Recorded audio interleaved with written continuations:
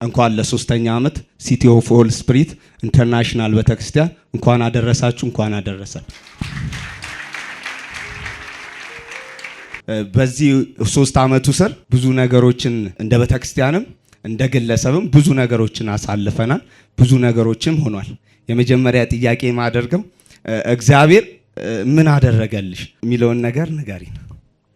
እኔ እግዚአብሔር ያደረገልኝ አሁንም በዚህ ሰዓትም ቀጥሎም እኔ ለሰከንድ እግዚአብሔር ተለይቶኛ አቅም ለደቂቃ ተለይቶኛ አቅም ሁሌ እግዚአብሔር እንዳደረገልኝ ነው።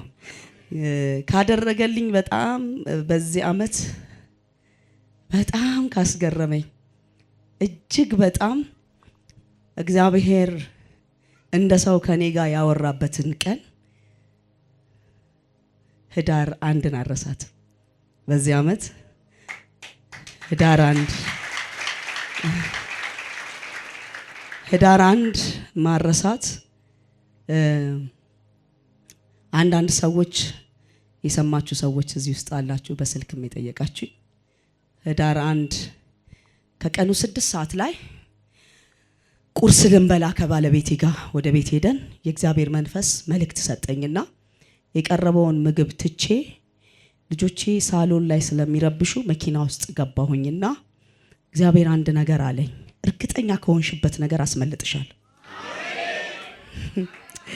ከዛ በጣም የገረመኝ ምንድነው መኪና ውስጥ ገባሁኝና ያቺ ሴት ቲክታኬ ላይ ፌስቡኬ ላይ ለቅቅ ያለውና ያቺ ሴት ልጇ እንደሞተባት እርግጠኛ ናት። ገናዦችም እንደሚቀብሩት እርግጠኛ ናቸው። ንፍሮ ቀቃዮችም ተቀብሮ ሲመጣ ንፍሮ እንደሚያስቀምሱ እርግጠኛ ናቸው። ጉርጓድ ቆፋሪዎችም ሕፃኑን ሊቀብሩ ጉርጓድ ሲቆፍሩ ሕፃኑ እንደሞተ እርግጠኛ ናቸው። አጥበውት ገንዘውት ጨርሰው ሊቀብሩ እየወሰዱ ድንገት ኢየሱስ ተገናኛት። ድንገት ተገናኛትና እርግጠኛ ሆና ልትቀብር የወሰደችውን ልጇን ሰዎች ስም ቀይረው ሬሳ ብለው የጠሩትን ልጇን ቃሬዛውን ነካና አንተ ጎበዝ ብሎ ጠራው። እና ህዳር 1 ይሄን መልእክት እግዚአብሔር ሰዎች እርግጠኛ ከሆኑት አንተ ራስህ እርግጠኛ ከሆንከው እኔ ራሴ እርግጠኛ ከሆንኩት ዙሪያ ያሉት እርግጠኛ ከሆኑት እግዚአብሔር ያስመለጠኝ ቀን ነውና መቼም ማረሳትም ህዳር 1 ክብር ለመድኃኒዓለም ይሁን። እሺ መልካም። ወደ ሁለተኛ ጥያቄ ትንሽ ፈታ ለማድረግ ቤቱ ስር ካለማየውና ካንቺ በጣም አንቺን ይፈሩሻል። ለምንድን ነው? ልጆችሽ ማለት ነው። አዎ እግዚአብሔር መልካም ነው። ልጆቼ እኔን የሚፈሩት እኔ አልቆጣም፣ ብዙም አላወራም። ልገርፍም ሳስብ ወሬ አብዝቼ አልገርፍ። ቁጣዬ መሃል አንተ እንደዚህ አልልም። ሁሉንም ከናጋዤ ጭምር አንድ ክላስ ግቡ ነው መላቸው። ሁሉንም ግቡልና ጎማ አምጡላቸዋለሁ። ራሳቸው ጎማ ይሰጡኛል። ራሳቸው በሰጡኝ ጎማ ገርፋቸውና መታችሁ ይቅርታ ጠይቁኝ ብዬ እወጣለሁ። እና ሁሉንም መገርፍበት ትልቁ ምክንያት ምንድነው? አንደኛው አንዱ እንዳያጠፋ ይከለክል። ታስገድለናለህ፣ እረፍ፣ በቃ ታስደበድበናለህ፣ እረፍ። አንዱን ዘበኛ ይሆናል ማለት ነው። አንዱ በጥፋቱ አይቀጣም፣ በአንዱ ጥፋት ሁሉም ነው የሚቀጣውና ለዛ ከአባታቸው በላይ እኔን በጣም ይፈራሉ። አባታቸው ይቆጣል እንጂ አይነካቸው። ደግሞ ተደጋጋሚ ስለሚቆጣቸው በቃ ተላምደውታል። እኔን አልለመዱኝም፣ ለዛ ነው የሚፈሩኝ። መልካም። እሺ ሌላ ጥያቄ ደግሞ አሁን ላይ በተለይ ክርስትና እያደገ ነው ማለት ጥሩ ነው፣ አሪፍ ነው። እግዚአብሔር እየረዳን እየበዛን እያገዘን ነው። ነገር ግን አንዳንድ ነገሮች ምንሰማው ምናየው ነገር ለጆሮም ለዓይናችንም ልባችንም የሚያረድ ነገሮች ብዙ ነገር እንሰማለን።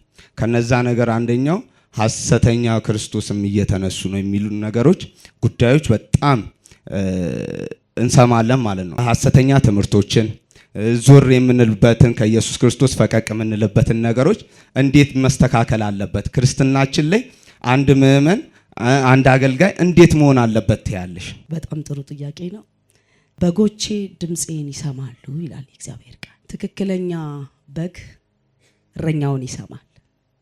እረኛችን ደግሞ ክርስቶስ ነው። መጽሐፍ ቅዱስ ላይ ያኔም ሐሰተኞች ነበሩ፣ አሁንም ሐሰተኞች ይኖራሉ፣ ቀጥሎም ይኖራሉ።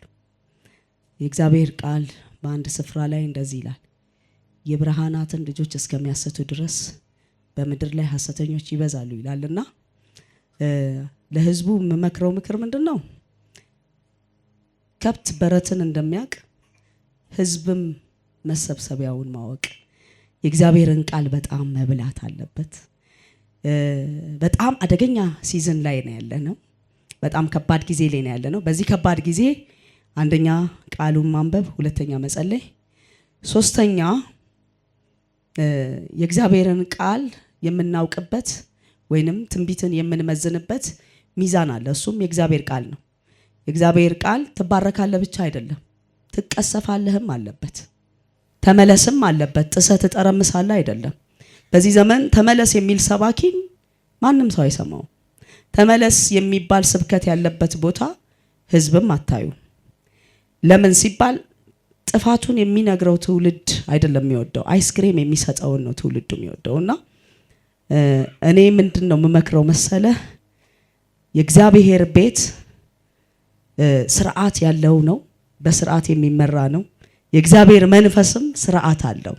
ስለዚህ እውነተኛ መልእክትንና ውሸተኛ መልእክቶችን የምንለይበት፣ እውነተኛ የእግዚአብሔር መልእክት ደስ ያሰኛል፣ ያረካል፣ ድንጋጤም የለበትም። መጽሐፍ ቅዱስ የእግዚአብሔር በረከት ፍጹምና ደስ የሚያሰኝ ነው፣ ከሷ ጋርም ሐዘን አይጨመርባትም ይላልና የእግዚአብሔርን ድምጽ ከሰማ በኋላ ሐዘን ካለ፣ ፍርሃት ካለ፣ ድንጋጤ ካለ እሱ የእግዚአብሔር ድምጽ አይደለም። የእግዚአብሔር ድምጽ ተች ያረጋል፣ ደስተኛ ያረጋል፣ ፍርሃት አይጨምርም፣ ወደ ፍርሃትም አይሰድህም። ስለዚህ የእግዚአብሔርን ድምጽ የምትለዩበት የእግዚአብሔር መንፈስ እንዲገለጥ ዘውትር መጸለይ፣ ለእግዚአብሔር ድምጽ ደግሞ ጆሮ መስጠት አስፈላጊ ነው ብዬ አምናለሁ። ከምንም በላይ ደግሞ ከእግዚአብሔር ጋር ቃል ጋር መጣበቅ።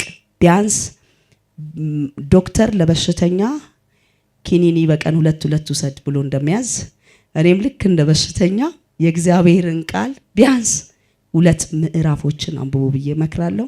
ጌታ መልካም ነው። ከዚህ በመቀጠል በስተመጨረሻ አጠቃለሽ የምትዩ ነገር የምትናገሪው ነገር ካለ እድሉን ልስጥሽ። በመጨረሻ አጠቃልዬ የምለው ነገር የረዳኝን፣ ያገዘኝን፣ አቅም የሆነኝን፣ ጉልበት የሰጠኝን፣ ውጪ ብሎ አስወጥቶ ያላዋረደኝን፣ ካንቺ ጋር ሆናለሁ ብሎ ምድረ በዳ ላይ ያልተወኝን፣ በጨለመብኝ ጊዜ ቀኝን የያዘኝን እግዚአብሔርን በጣም አብዝቼ አመሰግነዋለሁ።